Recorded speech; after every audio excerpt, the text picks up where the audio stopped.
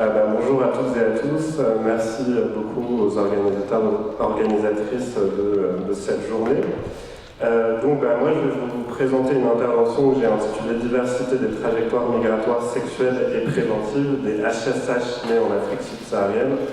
Donc HSH pour hommes ayant des relations sexuelles avec des hommes. Juste rapidement pour présenter un petit peu mon travail. Donc moi, en fait, j'ai réalisé, avant de faire ce travail postdoctoral, une thèse de doctorat qui portait sur l'articulation du racisme et de l'homophobie et sur la question des discriminations croisées et des effets imbriqués de ces deux dominations au rapport de pouvoir. Donc aujourd'hui, je vais vous parler donc, de ce postdoctorat que je mène à l'INED. Et pour le présenter rapidement et de manière très générale, en fait, mon objectif dans cette recherche, c'est d'essayer de retracer les trajectoires migratoires sexuelles et préventives, donc de HSH nés en Afrique subsaharienne, pour voir si on peut identifier des vulnérabilités qui leur seraient spécifiques en termes de santé sexuelle, et notamment aussi pour essayer de comprendre leur rapport à la prévention biomédicale du VIH et notamment l'après. C'est une recherche qualitative par entretien, donc je ne précise pas trop le terrain, mais elle est en cours. Donc les données que je vais vous présenter, en fait, c'est des résultats intermédiaires. Dans cette présentation, je vais poursuivre deux objectifs. D'abord, je vais essayer de rapidement illustrer en fait la diversité des trajectoires des HSH nés en Afrique subsaharienne, et je vais essayer d'insister sur cette diversité pour venir questionner en fait les catégories de santé publique et plus particulièrement la catégorie HSH née en Afrique subsaharienne qui me paraît être problématique, mais je vais y revenir dans la présentation.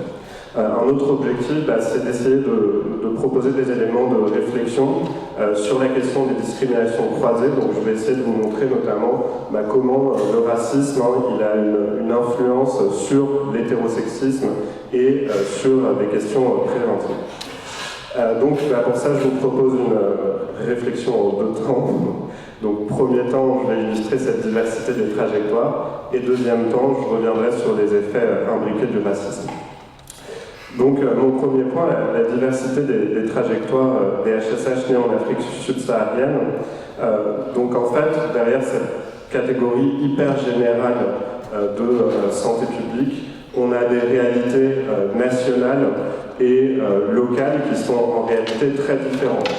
Du point de vue de l'hostilité ou de l'acceptation de la sexualité entre hommes, du point de vue de la prévention et des socialisations préventives. Et en fait, cette diversité de contextes, qui est abyssale, je dirais, elle va contribuer à dessiner une diversité assez importante de trajectoires. Donc j'illustre ça rapidement à partir de deux cas que je vais contraster. Donc le premier, c'est le cas d'Amadou, qui est un enquêté qui a 34 ans, qui est en fait originaire de Mauritanie. Il vit dans un milieu, il vient d'un milieu rural. Quand je l'interroge, il est en France depuis 5 ans et il est sans papier. Donc qu'est-ce qui se passe pour lui dans son pays d'origine du point de vue de la sexualité, de sa trajectoire sexuelle, donc avant son arrivée en France. Donc déjà dans l'enfance, il a subi des violences sexuelles. Ensuite, à partir de ses 14 ans, il a plusieurs relations durables de plusieurs années avec des femmes, et il a une relation sexuelle sentimentale avec un homme qui dure 2 ans. Dans ce contexte-là, notamment dans le contexte de cette relation avec un homme, il dispose d'aucun terme pour désigner ce type de relation ou les personnes qui s'engagent dans ce type de relation. Donc, pour le dire peut-être plus simplement, il n'a pas de catégorie type homosexuel ou gay ou une déclinaison locale qui ressemblerait à cette catégorie. En lien avec cet aspect et la configuration de sa relation, il n'a donc pas en fait accès à un réseau de sociabilité gay, c'est-à-dire qu'au-delà de cette relation, il ne rencontre pas d'autres hommes qui s'engageraient dans des relations sexuelles et sentimentales avec d'autres hommes. Donc, en termes de prévention, pour illustrer sa trajectoire en Mauritanie, donc un petit verbatim d'entretien. Donc je lui demande, d'accord, ok, et est-ce que pendant toute cette période où vous étiez en Mauritanie, est-ce que la prévention, la question du VIH, c'était une préoccupation pour vous? Donc il me répond non, et je lui demande, vous n'avez jamais entendu parler du VIH ou? Et il me dit, si, j'entends parler du VIH, c'est un mot que j'entends avant, mais je ne sais pas ça veut dire quoi, je ne sais pas ce que ça signifie pour moi, c'est comme toutes les maladies, ça part avec des médicaments. Donc en gros, il s'est jamais en fait protégé dans le cadre de ses relations sexuelles, et il a une connaissance préventive qu'on pourrait qualifier de notre point de vue d'assez lacunaire. Donc, par contraste, une autre trajectoire, donc c'est Jean, il a 41 ans, il est originaire du Burkina, il vit dans une des plus grandes villes, enfin il vivait dans une des plus grandes villes du Burkina, et quand je le rencontre, ça fait 3 ans qu'il est en France, et lui aussi, il est sans papier. Donc là, pareil, sur sa trajectoire sexuelle avant son arrivée en France, donc lui, il a de multiples relations avec des hommes, à la fois épisodiques et quelques relations relativement durables. Il a aussi quelques relations avec des femmes, mais qu'il décrit en fait comme une contrainte à l'hétérosexualité. Hein. C'est pour pas être outé en tant que gay qui s'engage dans ces relations. Et en fait, très rapidement, dès ses 14 ans d'ailleurs, il a une catégorie disponible, la catégorie homosexuelle, pour penser ses relations avec d'autres hommes. Et ça va lui permettre notamment de créer petit à petit, à travers ses multiples relations, un large réseau en fait de solidarité et d'interconnaissance gay ou homosexuelle. Donc là, pareil, en termes de prévention, donc un autre verbatim, donc je lui demande, et pareil, quand vous aviez 14 ans, est-ce que, donc quand il commence à avoir des relations sexuelles, est-ce que vous entendiez parler du VIH? Et il me répond, oui, en ce moment, on savait le VIH, on connaissait le nom du VIH, on l'appelait le sida, pas le VIH, chez nous, en tout cas, c'était le sida. Ouais, c'était plus le terme sida qui faisait peur, qui tuait beaucoup de gens, donc on ne pouvait pas ne pas être au courant de ces informations, surtout quand quelqu'un meurt. Et je dois vous dire, toutes les relations sexuelles que j'ai eues au Burkina, même quand je suis arrivé en France, c'était toujours des relations protégées. Donc, pourquoi je compare ces deux trajectoires, hein, parce qu'elles montrent bien en fait que les trajectoires sexuelles et préventives, dans cette grande catégorie HSH née en Afrique subsaharienne, eh ben, elles sont hyper différenciées dans les pays d'origine. Et les connaissances, notamment préventives, à l'arrivée en France, elles sont très différenciées et elles vont engendrer finalement des vulnérabilités de santé sexuelle qui sont différenciées entre ces deux individus notamment. Donc, ce qui est important aussi, je vais développer là-dessus, c'est qu'à mon avis, il est totalement nécessaire de prendre en compte cette diversité pour comprendre la situation que les personnes vivent en France. Donc, notamment, il y a des connaissances préventives différentes à l'arrivée, mais en fait, ces trajectoires qui se sont mises en branle dans le pays d'origine, elles vont avoir des effets relativement durables dans le pays d'installation. Et encore une fois, créer des vulnérabilités qui peuvent être assez différenciées. Donc en fait, pour moi, les catégories de santé publique, et là en l'occurrence la catégorie HSH née en Afrique subsaharienne, elle est problématique parce qu'elle est beaucoup trop générale pour saisir, à mon sens, quoi que ce soit. Elle est homogénéisante, donc elle renvoie à l'idée qu'il y aurait des caractéristiques nécessairement communes à toutes les personnes qui seraient HSH et viendraient d'Afrique subsaharienne. Et il y a aussi une dimension culturalisante, je n'ai pas trop le temps de développer ici si je veux faire vite, hein, mais disons qu'elle véhicule un certain nombre d'idées sur la façon, les possibilités de vivre sa sexualité dans ces contextes qui, encore une fois, sont assez différenciés en termes d'acceptation sociale de la sexualité entre eux. Ce que je trouve intéressant aussi, c'est que dans cette trajectoire, en fait, ce que j'essaye de montrer, c'est qu'il y a un phénomène de coproduction des trajectoires migratoires sexuelles et préventives, c'est-à-dire qu'elles se construisent et elles s'influencent réciproquement. Donc par exemple, pour Jean, dont j'ai décrit la trajectoire et qui a un large réseau de sociabilité gay, du fait du contexte dans lequel il vient à la sexualité entre hommes, et ben ce réseau de solidarité gay, il va fonctionner pour lui comme capital migratoire et comme capital préventif. Qu'est-ce que ça veut dire? C'est-à-dire qu'à l'intérieur de ce réseau, il y a un certain nombre de ressources qui vont circuler. Par exemple, des informations sur la PrEP. C'est un de mes seuls enquêtés qui connaît en fait l'existence de la PrEP avant son arrivée en France. Donc là, c'est le capital préventif. mais aussi comme capital migratoire, hein, parce qu'il connaît des gens qui ont soit déjà migré, etc., des gens gays, etc., qui vont l'aider dans son parcours migratoire, mettre en place des stratégies de demande d'asile, mais qui ne va pas fonctionner, enfin, et ensuite se taxer, etc. Donc ça facilite, au contraire d'Amadou, qui ne dispose pas de ce réseau de solidarité, la trajectoire migratoire. Bon, très rapidement, en gros, j'avais un peu une hypothèse de travail au départ, c'était de me dire que le fait d'être discriminé en raison de son orientation sexuelle et de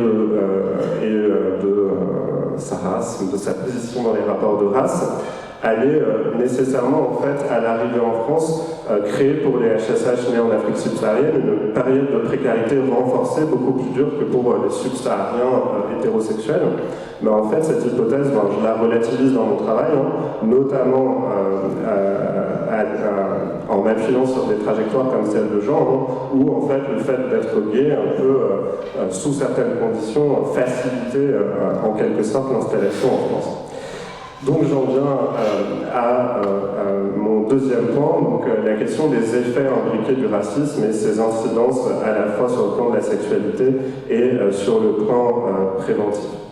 Donc pour illustrer ça, je vais commencer par dire en fait que certaines trajectoires qui sont sexuelles, qui sont initiées dans le pays d'origine, elles vont rendre difficile ou rendre problématique à l'arrivée en France la possibilité de se constituer un réseau de solidarité gay.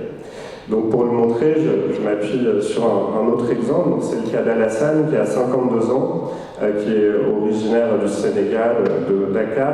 Ça fait 18 ans qu'il est en France quand je l'ai rencontré, il est naturalisé. Donc quand il est au Sénégal, il a de multiples relations très épisodiques et impersonnelles avec des hommes. Beaucoup de relations qui s'apparentent un petit peu aux relations qu'on peut avoir sur les lieux de drague qui sont vraiment impersonnelles. Enfin, il y a juste du sexe, quoi. Donc voilà comment il décrit en fait sa sexualité en homme au Sénégal. Donc quand j'étais au Sénégal, je ne pouvais pas sucer un mec, je ne pouvais pas lécher un mec. Avant, je vous dis que, entre guillemets, au Sénégal, c'était comme la sexualité d'un enfant en fait.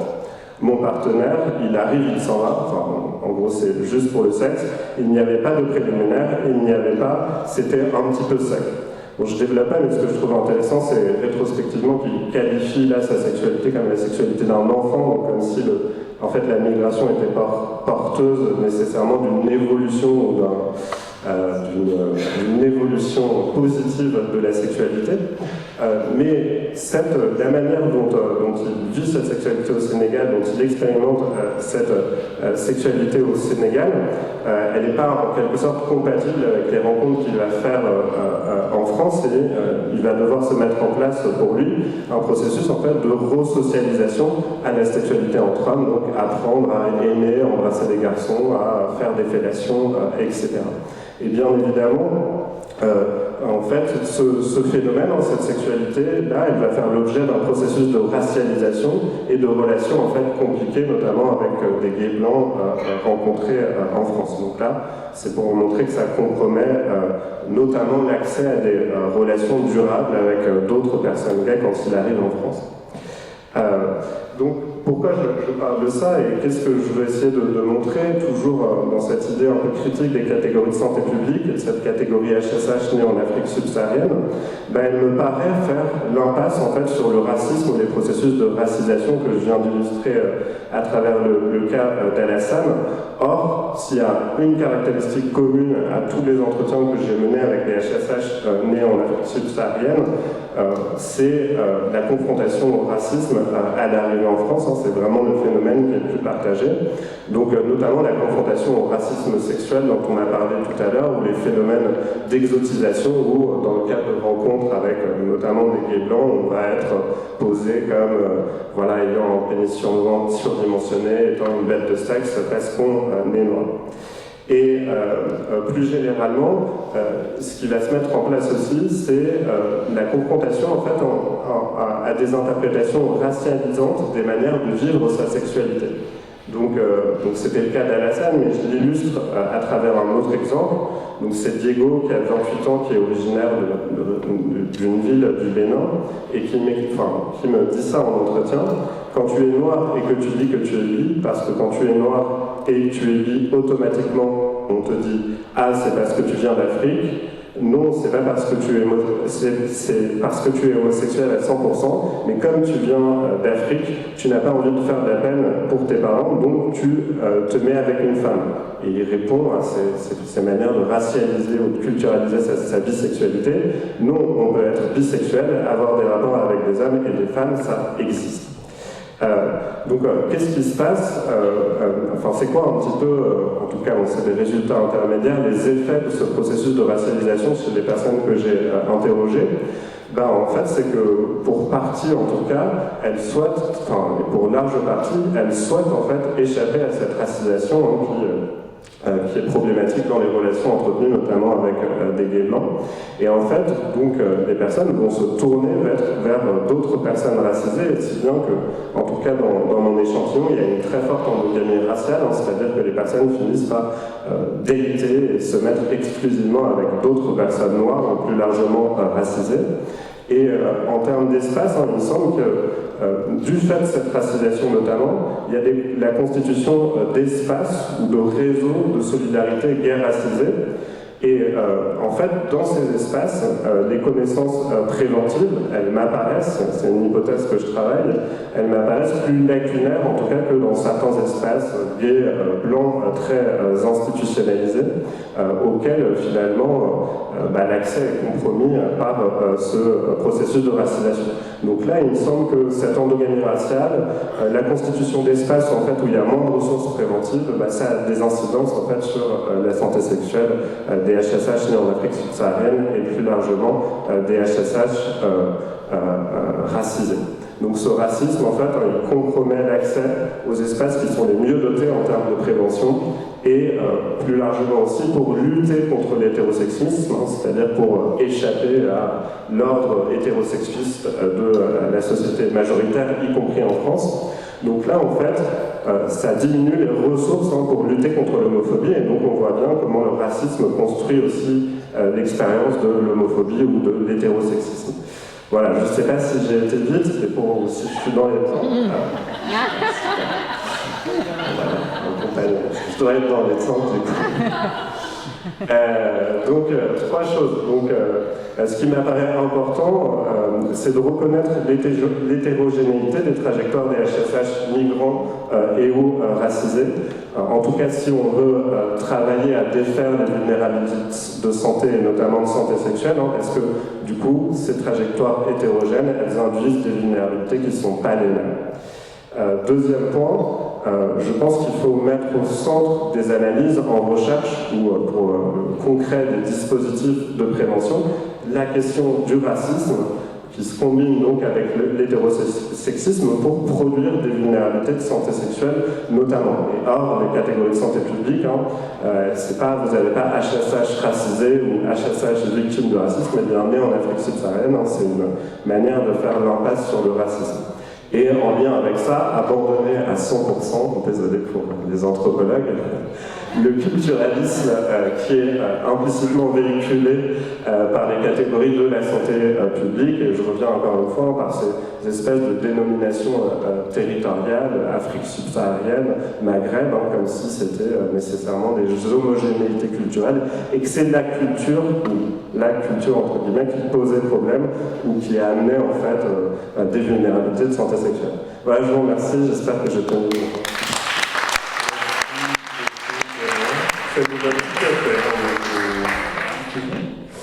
Là, c'est juste pour dire que je travaille à l'ENS de Lyon, mais comme dit récemment, je suis basée à Marseille. Et en fait, ça, c'est un travail que j'ai mené déjà en mémoire et que je continue en thèse. Je suis en deuxième année de thèse actuellement. Je vais commencer par définir les termes que j'emploie.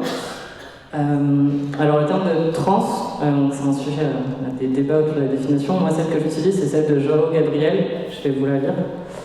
Donc selon lui et selon moi, être trans ne s'analyse pas à partir des identités revendiquées ou de leur absence, mais à partir de l'expérience sociale qu'on nomme transition ou des barrières entravant le fait de l'entreprendre. que celle-ci soit physique et ou administrative, et qu'importe le type de changement qu'elle inclut. Il ne s'agit donc pas pour moi de dire qu'il existe des transitions complètes ou incomplètes en fonction du nombre de changements physiques et ou administratifs entrepris. À cela, moi, j'ajoute aussi la dimension sociale. Donc, est-ce que la personne elle a pu changer de prénom, par exemple, dans son entourage, changer de manière de se présenter dans ses vêtements, etc. Alors, une personne d'ascendance nord-africaine. Alors, je vais faire vite, donc je ne vais pas tout détailler, mais en gros, ce qu'il faut retenir, c'est que d'ascendance, c'est un terme que je reprends à Salima Marie, et donc ça parle spécifiquement des personnes qui sont nées en France ou qui sont arrivées très jeunes avec leurs parents, mais qui donc ont été socialisées en France. Et quand je dis nord-africain, nord-africaine, ici, je fais référence à 3 ensembles nationaux actuels, que sont le Maroc, l'Algérie et la Tunisie, qui partagent tous 3 un certain contexte post-colonial et une histoire migratoire avec la France. Alors, en termes de méthodologie, actuellement j'ai fait 23 entretiens, enfin en fait non plus, j'en ai fait 27, mais avec 23 personnes. Je ne vais pas développer toutes les caractéristiques ici, mais ma problématique de départ, c'est en fait de me demander est-ce que être d'ascendance nord-africaine en France, ça impacte le parcours de transition de ces personnes, et si oui, comment? Et donc là, plus spécifiquement sur le rapport à la santé. Donc d'abord, je vais vous parler du parcours justement de transition médicale. Alors, en termes de définition et de cadre légal, déjà, qu'est-ce qu'une transition médicale? En fait, en général, ça va impliquer pour les personnes une prise d'hormones, donc testostérone, bien progestérone, oestrogène, des opérations, donc du torse, enfin voilà, diverses opérations, qui ont des coûts qu'on verra après. Et en termes de cadre plus général, en fait, il faut savoir qu'en 2010, il y a eu une dépsychiatrisation officielle et partielle du transsexualisme vers la catégorie de dysphorie, donc dans le DSM-5. Et en ce qui concerne la France, il y a eu un changement majeur en 2016 avec l'adoption de la loi de modernisation de la justice du XXIe siècle, qui a en fait levé le besoin d'être stérilisé pour avoir accès au changement de mention de genre à l'état civil. Parce que oui, jusqu'alors, les personnes trans devaient être stérilisées en France. Alors, comment est-ce qu'on accède à la transition médicale en France? Actuellement, il y a une prise en charge par la Sécurité sociale qui est proposée au titre de la LD 31 hors liste. C'est quelque chose qui est en augmentation en termes de nombre, c'est-à-dire qu'il y a toujours de plus en plus de personnes qui en bénéficient, mais ça reste assez modeste, puisque ça représente seulement 9000 personnes. Et malgré tout ça, en fait, il y a souvent des refus abusifs, que ce soit de l'accès à la LD, ou que ce soit aussi de l'accès à la prise en charge. Ça entraîne des variations d'une CPAM à l'autre, et notamment, ces refus, ils sont faits au nom d'une application du maître réseau qui en fait n'a jamais été publiée, qui n'a pas de base légale, qui demande ce qu'on appelle une entente préalable pour un accord pluridisciplinaire entre le psychiatre, le chirurgien et l'endocrinologue, notamment pour les prises en charge d'opérations. Et il demande également 2 ans d'ancienneté de suivi psychiatrique. Tout ça, en fait, c'est lié à un protocole qui avait été mis en place par un groupe de praticiens-praticiennes qui s'était un peu autoproclamé experts de la question trans, qui s'appelait avant la SOFECT et qui actuellement s'appelle la FPAT, et qui peut-être a encore changé de nom, mais nous n'oublions pas qu'ils sont. Alors, et même quand il y a une prise en charge, ça ne couvre pas les dépassements d'honoraires. Les dépassements d'honoraires, ils peuvent être très élevés, on parle de milliers d'euros, de dizaines de milliers d'euros, enfin c'est vraiment des sommes importantes. Et pour la prise en charge dans le public, il y a par contre des délais d'attente qui vont être très importants. Donc, ici j'ai l'exemple de Martha qui me parle de la prise en charge de sa mammoplastie. Elle me dit « J'ai financé l'opération entièrement avec mon argent et mes économies. On m'a prêté des thunes parce que j'ai pas pu craquer mon PEL à temps. Mais en fait, il y a 500 € de remboursés sur 7500. » Donc je dis « C'est ridicule. » Elle me dit « Oui, c'est ridicule, d'autant plus que j'avais une pousse mammaire assez conséquente, donc je faisais un petit P. J'en ai parlé à plusieurs meufs trans qui avaient un petit P avant de faire une augmentation mammaire. Et en fait, genre littéralement, tu demandes l'entente préalable, si tu la refuses, tu peux contester la décision.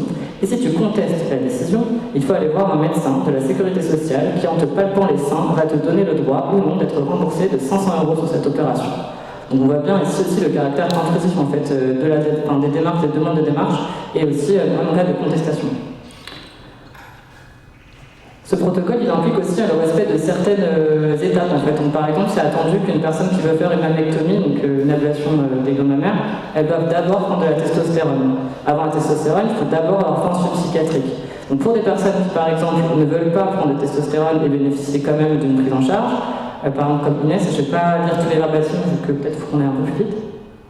Ça implique en gros une course contre la montre. Ça implique de mentir déjà au praticien, de dire oui, je veux prendre de la testostérone, alors que non, et du coup de jouer un peu sur ce temps de latence entre les services pour bénéficier d'une prise en charge.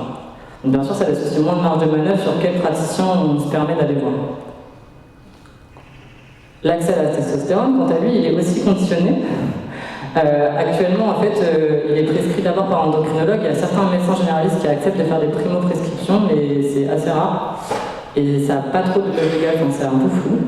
Donc là, il y a l'exemple d'Ismaël qui nous parle d'une endocrinologue qui, en fait, lui demandait 120 € de dépassement d'honoraires à chaque rendez-vous et qui, à chaque fois, projetait, en fait, de lui donner une prescription au prochain rendez-vous. Par exemple, Ismaël, à ce moment-là, il n'avait pas de revenus, donc c'est vraiment des sommes hyper importantes. Et donc ça amène les personnes à se tourner vers le public, comme Gabriel, qui me dit, là, vous me dites que je peux faire ma transition gratuite, bah ouais, même si ça va être plus dur, même si vous m'imposez les praticiens, je suis d'accord avec ça. Tout ça, c'est dans un contexte de précarité et de précarisation au travail, c'est-à-dire que les personnes trans connaissent une forte discrimination, le risque de perdre leur emploi, et également pour les personnes sur lesquelles moi je travaille, les parcours de ces personnes, en fait, elles connaissent un fort racisme en France, notamment à l'encontre des hommes comme arabes, aussi des femmes hijabis. Et ça vient aussi avec une structuration racialisée et genrée du travail. Et en fait, la transition, elle va venir bousculer cette structuration, en fait. Ça amène des personnes à se tourner vers de l'économie informelle, comme le travail du sexe, mais qui actuellement est criminalisé, enfin, il y a une criminalisation des clients qui en fait va exposer les TDS les plus précaires, comme Vanessa Campos. Donc ça, c'est sur Gabriel qui nous dit l'oppression trans sert les impératifs du capitalisme. Le capitalisme est un monde de production reposant sur une division sexuée, donc les personnes qui transitionnent tout en transgression, non seulement sur le plan de la morale sexuelle, mais aussi sur le plan économique. Je ne vais pas vous lire l'entièreté du verbatim, mais en gros, c'est une personne qui nous explique qu'en transitionnant, elle a perdu son emploi et qu'elle ne trouvait plus d'emploi dans sa branche, qu'elle a dû faire des formations dans d'autres branches qui sont plus masculinisées pour pouvoir ensuite retrouver un emploi. Il y a aussi un enjeu qui est en fait le fait que la transition va impliquer des arrêts maladie, transition médicale ici à laquelle on s'intéresse, va entraîner des moments d'arrêt maladie par exemple. Et donc là il y a une difficulté d'avoir accès à ces arrêts maladie, un dédommagement en fait, financier qui permet ensuite de vivre en fait tout simplement. Donc là Gabriel par exemple exprime qu'on lui a refusé l'accès à un arrêt maladie. Dans tout ça, les personnes vont s'organiser et créer des cagnottes par exemple, c'est quelque chose d'assez courant. Mais elles sont elles aussi frappées de transphobie et de racisme, puisqu'en fait elles vont être souvent suspendues par les plateformes. Donc, par exemple, Martha nous dit, c'est le deuxième verbatim, Litchi a décidé de la fermer. Du coup, les sous sont hold on. J'ai jamais pu toucher une seule thune de ce qu'il y a là-dessus. J'ai envoyé plusieurs mails et j'ai fini par claquer l'affaire parce que je ne me voyais pas me battre avec une plateforme qui a littéralement n'en a rien à foutre d'une meuf trans. Elle pointait aussi également le fait que c'était d'autant plus courant avec les personnes qui sont travailleuses du sexe et qui l'affichent en fait sur ces cagnottes. Sur ces plateformes. Et il y a une étude aux États-Unis, il n'y en a pas en France à ma connaissance, mais qui montre qu'en fait, ce sont des hommes trans blancs, valides, qui sont dans les États les moins discriminants des États-Unis, qui arrivent au plus proche de leurs objectifs. Donc on voit ici qu'il y a une reconduction en fait, des structurations racistes et transphobes. Alors la transition médicale, c'est pas tout. Dans le rapport à la santé, en fait, les personnes trans, elles ne vont pas voir le médecin que pour leur transition. Alors, ce qui se passe dans le rapport à la santé, c'est qu'il y a une cisnormativité, donc de l'inattendu au refus, c'est-à-dire qu'en fait, il se passe qu'il y a un effacement des personnes trans dans le rapport de la santé. Il peut être passif, c'est-à-dire qu'il y a un manque de connaissances, une idée préconçue qu'une information spécifique aux personnes trans n'est pas importante ou pertinente, et ça peut aussi être plus actif. Donc quand c'est actif, c'est par exemple des réponses qui vont de l'inconfort visible au refus de prise en charge, ou voire même à la réponse violente dans le but d'intimider. Pourtant, ces personnes trans nord-africaines, elles connaissent en fait des risques psychosociaux spécifiques, puisque on le sait en fait, l'inégalité sociale, elle crée des inégalités de santé. Ça entraîne des barrières à l'accès aux soins, et donc l'anticipation de la transphobie et du racisme, en fait, en cascade, ça va faire que les personnes vont éviter les soins. Donc, c'est des choses que je retrouve fréquemment sur le terrain. Les gens n'osent pas en fait aller voir les médecins. Et donc, ont un recours aux soins qui va être plus curatif que préventif. C'est-à-dire qu'ils vont aller voir le médecin quand vraiment c'est nécessaire, en fait, quand il n'y a plus le choix. Quand on est trans, un des enjeux, c'est aussi qu'on est soi-même un imbroglio administratif. Donc, par exemple, Gabriel me dit, j'appelle la Sécu, je ne sais même plus pourquoi. Comme d'habitude, on me demande mon numéro de Sécu, qui commence par un 2. Donc 2, c'est un marqueur féminin de sécurité sociale en France, alors que lui, c'est un trans. Donc ça, c'est avant son changement à l'état civil, c'est-à-dire qu'il n'a pas eu le changement de 1 ou 2, enfin de 2 ou 1. Et donc, il me dit, t'imagines bien, et la femme au bout du fil, non. Ah bah si madame, si ça commence. Elle me fait, non, ça commence pas par un 2. Ça m'est arrivé que quand je dis ça, on m'a raccroché au nez. Donc après, il raconte qu'il a dû par exemple donner le nom de jeune fille de sa mère, enfin des choses un peu cocasses, pour avoir accès à ces fiches de soins qui des fois mettaient même dans le cadre de sa transition médicale. Un autre risque, c'est le risque d'être outé, donc le fait que le dead name, donc l'ancien prénom de la personne, soit inscrit sur les ordonnances, et par exemple va être dit à haute voix dans sa pharmacie de quartier. Donc lui, il va être amené à finalement aller dans une autre pharmacie, loin de chez lui, donc il prend du retard, il a la flemme d'y aller, il prend du retard dans ses injections. Enfin, on voit en fait un peu comment tout peut être relié ici. Donc il y a des voies de travers, je ne vais pas développer ici. Il y a aussi le cas de la santé mentale en fait. Donc la santé mentale, c'est un enjeu pour les personnes d'ascendance nord-africaine en général, puisqu'elles subissent le racisme. Elles ont aussi des enjeux de transmission générationnelle de trauma, que ce soit trauma colonial ou migratoire. Mais c'est des thématiques qui sont assez peu reconnues en France actuellement. On l'a vu tout à l'heure aussi, c'est lié au régime universaliste français.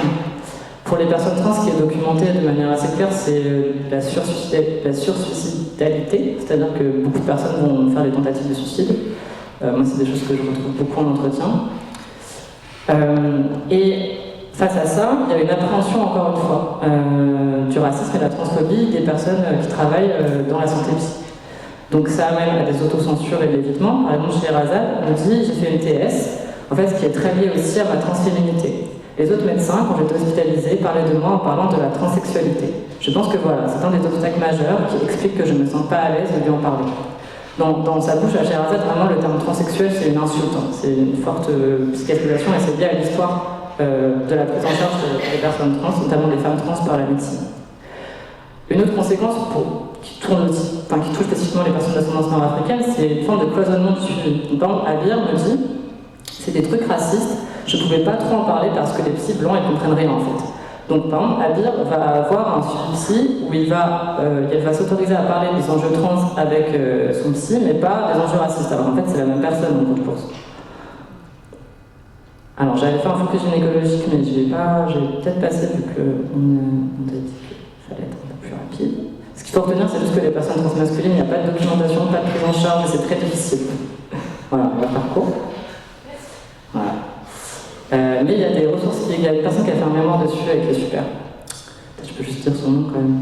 Je crois que je le dis en conclusion. Et la dernière partie que je voulais aborder avec vous, c'est justement la question du racisme en santé et en transition. Alors, actuellement, la santé, en fait, le domaine du milieu médical, c'est le lieu d'un racisme méconnu. Donc ici, je cite le nom d'un article de Marguerite Conny. Il y a des études récentes, mais il y a peu de ressources, notamment pour des personnes racisées qui seraient nées en France. C'est-à-dire qu'on a pas mal de ressources pour des personnes qui ont des parcours de migration, qui ont recours à l'AME, mais sur le racisme en tant que tel, pas lié forcément à la migration, il y a assez peu de ressources. Même si, alors, dans ces ressources-là, il y a un ciscentrisme constant, c'est-à-dire qu'on nous répète toujours, quand je lis des articles, que le genre est très important, mais on ne sait jamais si les personnes sont cis, donc on va se dire qu'a priori elles sont cis, mais il y a cet enjeu-là qui n'est pas pris en charge en fait. Alors, quelques éléments quand même que j'ai pu relever dans l'état de l'art, c'est que dans les années 90, par exemple, il y a eu une hausse des hospitalisations psy des hommes nord-africains pour, je cite, les contenir, et qu'ils ont connu dans ce cas-là des vexations quotidiennes jusqu'à des privations de droits, notamment sur l'alimentation. Ce qui a été relevé également, c'est que les spécialistes les plus discriminants en raison de l'origine, donc ici c'était une étude à partir des noms des personnes, enfin des noms de famille auxquels les praticiens refusaient d'accéder aux soins, c'était les psychiatres, les endocrinologues et les gynécologues. Bon, c'est des gens qu'on a déjà vus dans le début de la présentation, donc on voit que c'est des personnages clés en fait de l'accès aux personnes trans, à leur santé, à la transition médicale, mais aussi à la santé de manière générale. Également, quelque chose qui a été relevé, c'était le fait que le recours il est assez important, enfin il est plus important au dispositif de CMU et d'AME pour les personnes racisées et non blanches, et que ce sont ces dispositifs-là qui connaissent le plus de refus de soins. Donc tout ça, ça nous amène donc à constater des refus de soins fréquents, et donc aussi des évitements. Et in fine, en cascade, en fait, c'est des risques plus élevés. Par exemple, il y a une étude qui a été faite qui montre qu'il y a eu un risque plus élevé de décès par cancer de l'utérus pour des femmes marocaines parce qu'elles faisaient moins de consultations gynécologiques. Alors, bon, il n'y a pas une étude sur les personnes transmasculines d'ascendance nord-africaine, mais on peut peut-être faire l'hypothèse qu'a priori, ces personnes-là n'ont pas non plus beaucoup voir le gynéco par évitement. J'avais peut-être un témoignage là-dessus, mais... Alors, la conséquence, c'est bien sûr le fait que des personnes vont donc redouter ne serait-ce que la prise de rendez-vous. Donc on est en amont du rendez-vous. Et par exemple, Doune me dit, quand je cherche un nouveau médecin, quand je passe plein de coups de téléphone, j'ai toujours peur du moment où je vais dire mon nom de famille. J'arrive jamais à savoir, parce que ça m'est arrivé plein de fois, et je peux pas savoir si c'est lié, ou quand je vais dire mon nom, donc mon nom de famille, on va me dire qu'il n'y a pas de place. Sofiane Akini-Punku, donc ça c'est un extrait d'Afro-Trans, un recueil de cases rebelles, écrit par des personnes afrodescendantes trans, nous dit qu'il a dû changer de médecin généraliste. Je cite, 2 ans après ma dernière grossesse, je prenais des hormones et donc forcément je lui ai dit avoir un homme noir nord-africain trans dans son cabinet, ça semblait clairement insupportable pour elle. J'ai changé de médecin généraliste, c'était insupportable. La question en creux c'est aussi quel accès on a, quelle possibilité on a de changer de médecin, donc il y a aussi des fortes disparités géographiques. Je ne développe pas là-dessus là, mais... Enfin, une dernière chose qui est assez documentée sur le racisme en milieu médical, c'est la question du syndrome méditerranéen. Alors, je n'ai pas mis de définition ici, mais le syndrome méditerranéen, c'est quelque chose qui prétend que les personnes noires et comme arabes, notamment en France, en fait, sentiraient moins de douleur et donc aussi surdéclareraient leur douleur. C'est-à-dire qu'en fait, quand ils disent qu'ils ont mal, en fait, ils n'ont pas vraiment mal, ces gens-là. C'est ça le discours qui est lié. Et donc, il y a notamment Mémé dans Afro-Trans, donc le cases rebelles, qui nous fait remarquer à propos du laser NDIAG. En fait, ce laser-là, c'est un laser qui est utilisé pour l'épilation de la barbe par les femmes trans non blanches. C'est-à-dire que ce modèle-là, c'est un modèle spécifique. Et en fait, ce modèle-là, il a été reconnu comme étant plus douloureux que le modèle qui est utilisé pour les peaux blanches. Et donc, elle nous dit, peut-on imaginer un monde où la technique la plus douloureuse serait destinée aux peaux blanches? C'est une question rhétorique, mais... et donc en fait, ces choses-là vont se mêler avec le vécu trans. Par exemple, Gabriel nous dit, du moment que tu es racisé, on ne va pas te prendre en considération. Et même quand tu es trop gentil, à pas te plaindre de ta douleur, du coup il t'oublie. Et tu fais un début de péritonite à cause d'eux. Je vais pas te mentir, je sais pas si c'est parce que j'ai subi des opérations liées à la transidentité avant, et que du coup j'encaisse facilement la douleur, ou si c'est juste naturel. Quand ils m'ont opéré, j'ai fait un début de péritonite tellement ils m'ont laissé. Donc voilà, je ne sais pas dans quelle mesure c'est intériorisé de j'ai pas envie d'embêter le corps médical, ou de toute façon, il ne va pas me prendre au sérieux parce que je suis arabe, ou bien la honte d'avoir mal. Donc on voit ici aussi que même, en fait, en amont de qu'est-ce qui se passe avec le milieu médical, il y a aussi la question de l'interaction, parce que là, vraiment, il y a une intériorisation, en fait, que peut-être sa plainte va être délégitimée du fait de sa racialisation. Il y avait une anecdote qui m'avait été donnée, enfin une anecdote, un récit qui m'avait été donné aussi de Ismaël, qui a fait une retouche de mammectomie en anesthésie locale et il se plaignait auprès de son chirurgien de sentir tout et d'avoir mal, de ne pas avoir été bien anesthésié, et où le médecin lui a tout simplement dit non, vous n'avez pas mal, c'est faux, et a continué l'opération. Bon, voilà, ce sont des exemples de choses qui peuvent arriver. Et donc en conclusion, donc si je résume un peu ce que j'ai dit, actuellement en France, l'accès à la transition médicale elle reste encore difficile, notamment liés à des financements qui sont incertains. Ces financements ils sont d'autant plus incertains que ces personnes font face à une précarisation au travail sous les coups à la fois du racisme et du sexisme, donc de la transphobie. Et l'institution médicale, en fait, est à mon sens un haut lieu de cette transphobie et du racisme, même si pour le racisme ça reste un peu moins documenté. Alors j'ai aussi plus de mal à avoir en entretien des personnes qui vont me dire d'emblée en fait qu'elles ont vécu du racisme au milieu médical, alors pour la transphobie ça va venir plus facilement dans la discussion. Et en perspective, documenter ce racisme médical, voilà ce que j'essaye de faire, et de réfléchir à son croisement avec la transitude, avec le fait d'être trans. Aussi le fait de relayer les publications sur les bonnes pratiques. Donc par exemple il y a Couder de 2022, donc là c'était le travail dont je parlais en gynécologie, qui en fait a travaillé sur l'accueil des personnes transmasculines dans l'équipage gynéco avec des soignants aussi, enfin auprès des sociétés d'entretien avec des soignants qui avaient ce qu'on appelle les bonnes pratiques. Et enfin soutenir le travail associatif trans et antiraciste, y compris dans la lutte anti-islamophobie. Et voilà, je vais vous laisser avec la bibliographie. Merci.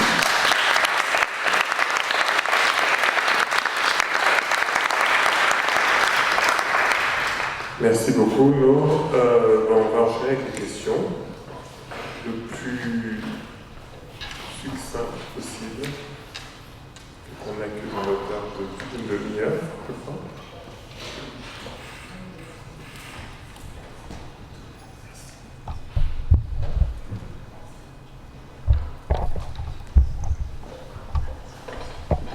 merci à vous deux. Moi, Damien, j'ai une question pour toi. Et c'est peut-être un détail pour vous, mais pour moi, ça veut dire beaucoup. Pardon. C'est pas drôle. Mais c'est dans un extrait d'entretien où il y a un des enquêtés qui dit qu'il a comme une sexualité d'un enfant.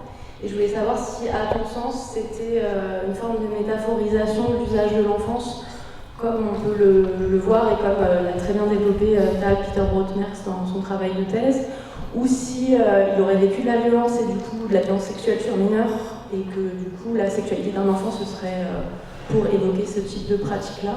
Enfin voilà, moi j'ai eu une sorte de bug en t'écoutant lire l'entretien et je me suis dit que c'était peut-être, bon, tout ça désoriente par rapport au sujet, mais voilà, j'ai l'impression que ton interprétation c'était de dire il y a un stade non avancé de la sexualité qui est lié à une vision raciste et culturaliste de la sexualité et qu'il a intériorisé en le posant, mais je sais pas, je voulais avoir une forme de certitude vis-à-vis de ça.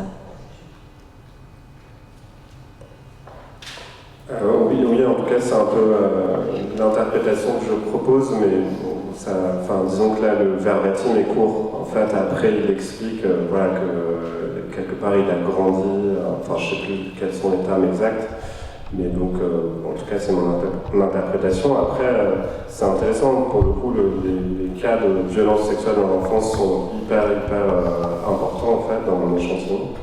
Et lui, c'est son cas, en fait. Voilà.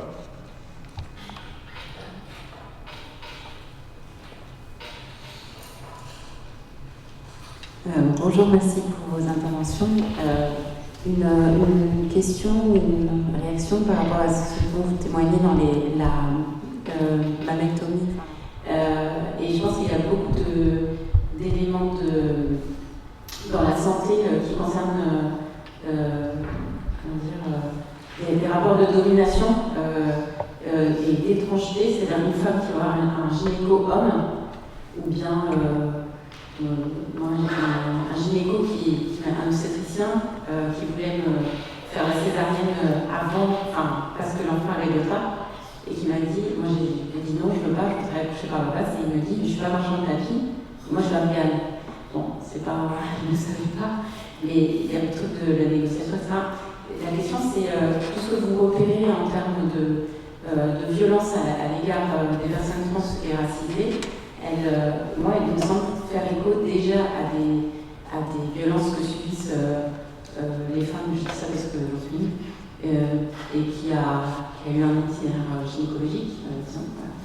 Et aussi d'altérité de manière beaucoup plus générale. Et est-ce que la question trans, c'est pas un renforcement maximal de l'altérité, quelque chose qui se voit, parce que tout à l'heure on parlait de visibilité, et ça me semblait fort, alors que d'être une femme, ça se voit pas, je sais pas, mais qu'il y a aussi des violences, que ça se voit pas, je sais pas. Je suis peut-être maladroite, excusez-moi dans ma question, mais la question c'était les rapports de domination.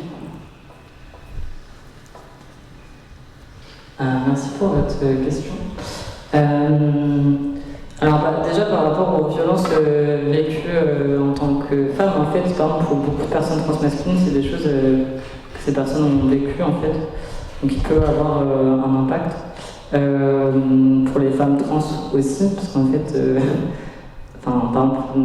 une femme c'est pas dit, mais en fait, il y a des femmes trans qui sont passées par des moments où elles vont peut-être justement être visibles. Moi j'ai l'impression que si on fait un écho par rapport aussi aux discussions de cet après-midi, en fait, moi, ça me rappelle la question sur les folles. Est-ce qu'on va être une folle à Paris, etc.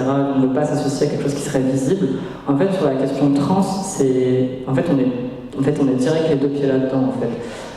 Et du coup, ça, c'est quelque chose qui, pour moi, à mon sens, je dévie un peu de la question médicale, mais qui fait qu'on a un rapport différent à la notion du coming out, par exemple. Parce qu'en fait, faire un coming out LGB, en fait, sur l'orientation, il y a toute cette idée aussi que la sexualité est privée. Mais en fait, le genre, il n'est pas autant privé. C'est-à-dire que le genre, il est inscrit en premier numéro de sécu. Premier numéro de sécu, il est donné à l'employeur. C'est inscrit sur l'état civil, etc., etc., etc. Et donc, en fait, ça pose des questions. Il y avait notamment Mohamed Mak qui a fait un livre qui s'appelle Sexagone, qui est super intéressant. Et il y a un petit paragraphe où il dit, sur cette question il y a eu tout un développement autour de l'idée qu'il y aurait disons une mise en valeur de la clandestinité sexuelle, notamment des pratiques gays ou LGBT de manière générale. Mais en fait, il dit ça laisse quelle place pour les personnes trans dans ces espaces, et notamment ce qu'il appelle les présences un peu flamboyantes, quoi. Les personnes qui ne peuvent pas en fait réprimer, ou alors qu'est-ce qui réprime, mais du coup quel impact ça a en fait, parce que c'est pas que réprimer sa sexualité, c'est aussi réprimer qui on est, enfin c'est pas une pratique, je sais pas comment dire, mais bon, je pourrais développer des heures là-dessus, mais voilà, du coup il y a ça quand même, je pense, qui fait qu'il y a quelque chose d'assez frontal en fait dans la manière dont les personnes trans peuvent être traitées.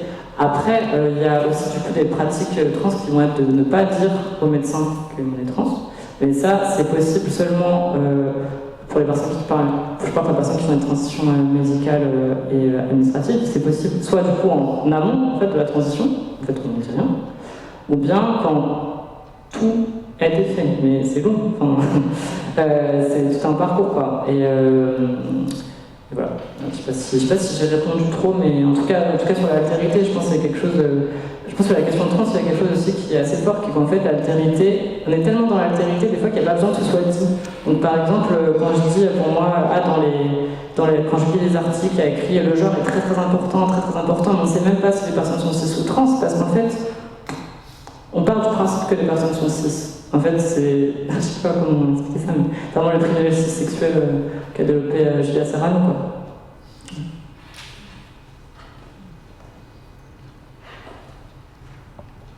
Encore moi. Bonjour, merci pour vos interventions.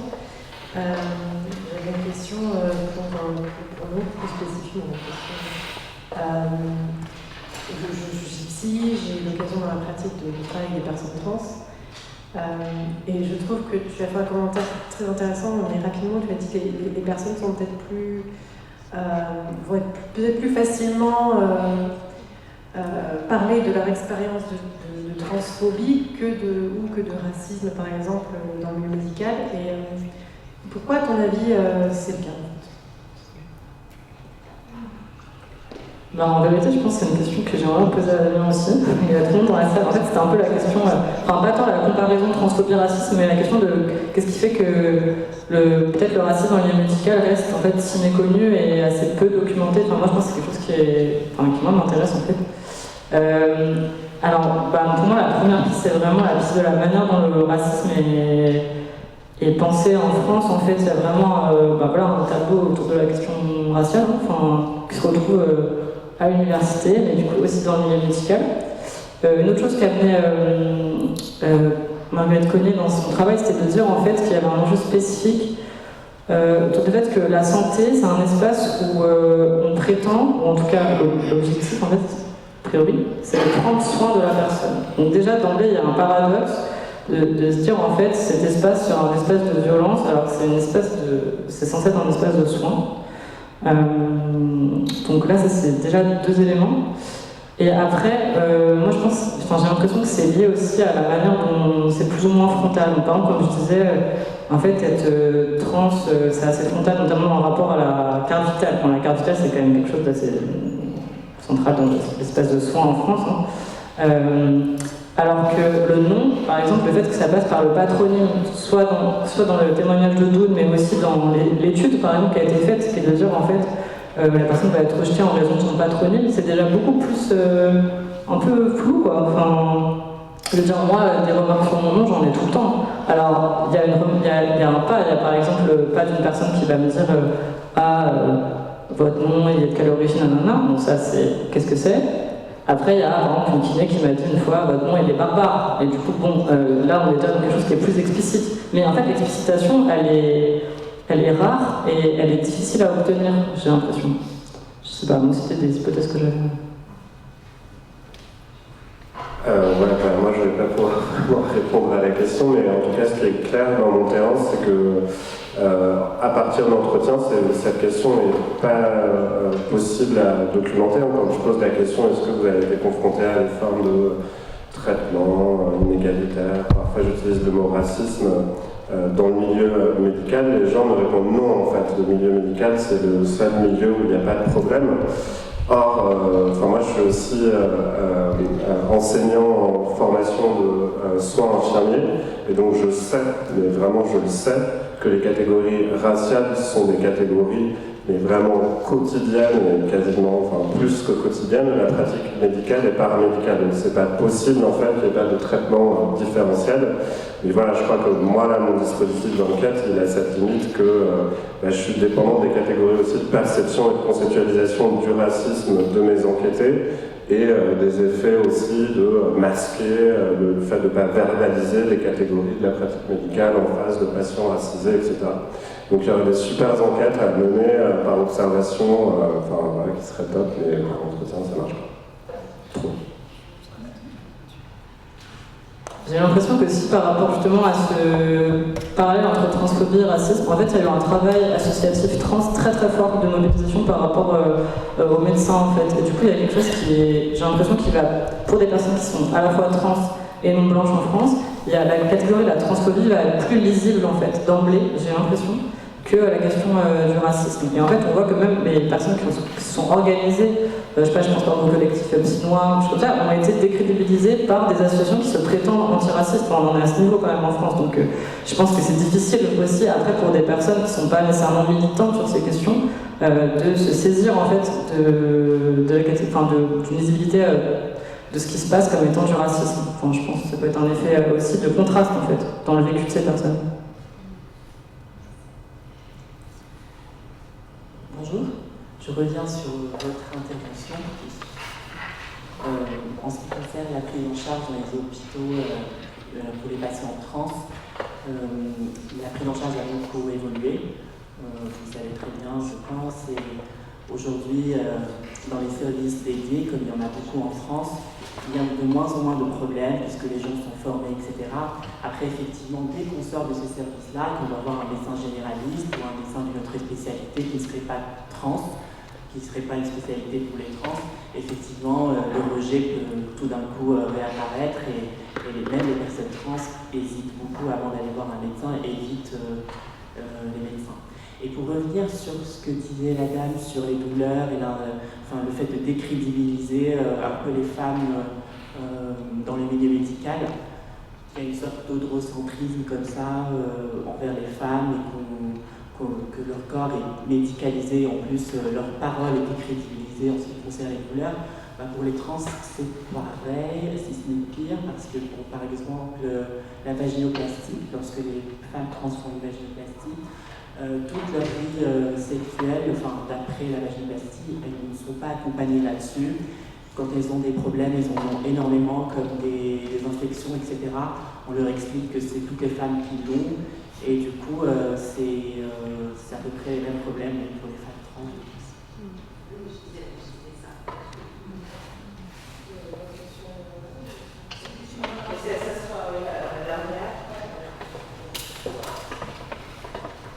C'est juste une remarque, mais sur la question du racisme dans le monde de la santé, en fait,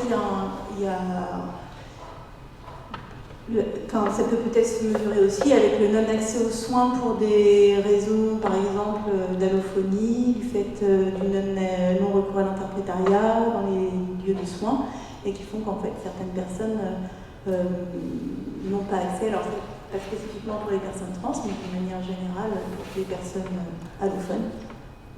Et je pense que ça fait partie des mécanismes de racisme en France et de racisme structurel en France, de ne pas mettre en place des dispositifs qui permettent aux personnes d'avoir accès aux soins. Ouais, je voulais aussi faire une remarque sur la question du racisme et de la médecine. En fait, on vit dans un pays où la médecine moderne, elle s'est constituée à travers la colonisation, la racialisation, la binarisation des genres, la différence des sexes. Et en fait, on ne peut pas se dire que la médecine aujourd'hui, elle est hors de ça.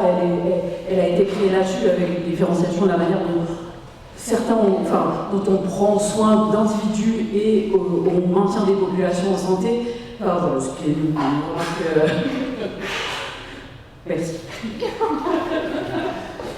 Merci, on va arrêter là pour ne pas finir à 22h parce que je pense qu'il y a matière à discuter jusqu'à demain matin. Donc on prend une dernière pause. Oui. On prend une avant la seconde table ronde. Merci beaucoup.